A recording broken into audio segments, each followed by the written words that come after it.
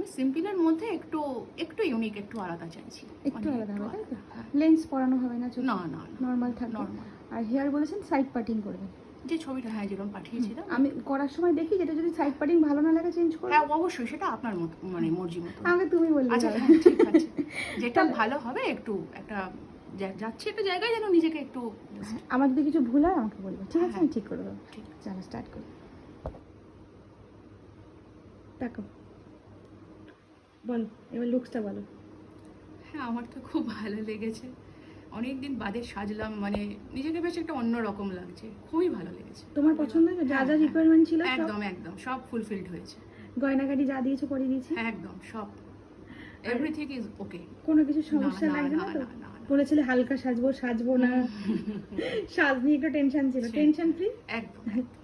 ঠিক আছে, একটু আই মেকআপ দেখাও, চোখটা বন্ধ করো, তাকাও। খুব ভালো লাগছে, খুব ভালো করে কাটাও।